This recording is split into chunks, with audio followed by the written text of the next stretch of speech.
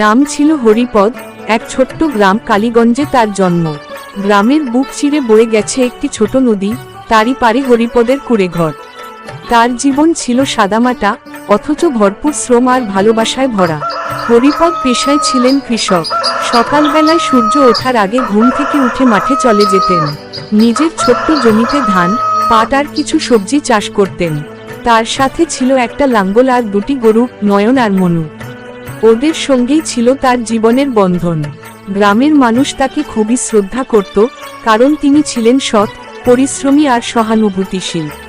কেউ বিপদে পড়লে হরিপদ ছুটে যেত সাহায্য করতে। নিজের ক্ষেতের কাজ ছেড়েও মানুষের পাশে দাঁড়াতেন। এক বছর গ্রামে খরা পড়ল।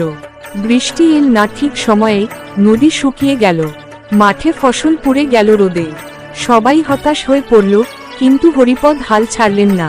তিনি গ্রামের যুবকদের নিয়ে একটা ছোট পুকুর খনন করার উদ্যোগ নিলেন। নিজের সঞ্চয় খরচ করে কুয়ো খুঁড়লেন। দিনরাত খেটে কয়েক মাস পর সেই কুয়ো থেকে জল উঠল। হরিপদ সেই জল দিয়ে ক্ষেত সেচ করলেন, আর কিছু ফসল ফলাতে পারলেন। গ্রামের অন্যরাও উৎসাহ পেয়ে নিজেদের জমিতে পরিশ্রম শুরু করল। হরিপদের পরিশ্রমে আবার প্রাণ ফিরল গ্রামে। এই ঘটনার পর স্থানীয় প্রশাসনও তার কাজ দেখে অনুপ্রাণিত হল। তারা গ্রামের উন্নয়নের জন্য সাহায্য পাঠাতে শুরু করল। রাস্তা হলো, স্কুল হলো, আর ছোট একটা স্বাস্থ্যকেন্দ্র তৈরি হলো। বয়স বাড়লেও হরিপদের মন ততটাই দৃঢ় ছিল। তিনি গ্রামের ছেলেমেয়েদের পড়াশোনায় উৎসাহ দিতেন। নিজের ছেলেকে শহরে পাঠিয়ে পড়াশোনা করান, আর বলতেন, জ্ঞানী আসল সম্পদ। একদিন তিনি নিঃশব্দে পৃথিবী ছেড়ে চলে গেলেন, কিন্তু তার স্মৃতি রয়ে গেল সবার মনে। গ্রামে এখনো মানুষ তাকে শ্রদ্ধায় স্মরণ করে।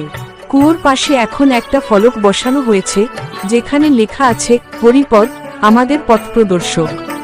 এই হলো এক গ্রামের সাধারণ অথচ অসাধারণ মানুষের গল্প, যিনি নিজের শক্তি, ইচ্ছাশক্তি আর ভালোবাসা দিয়ে বদলে দিয়েছিলেন একটা গ্রামের ভবিষ্যৎ।